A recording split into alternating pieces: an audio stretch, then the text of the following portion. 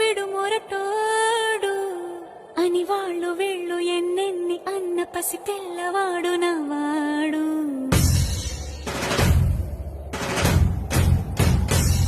విడుముండోడు అని ఊరు వాడ అనుకున్న గాని మహారాజు నాకు నవ్వాడు.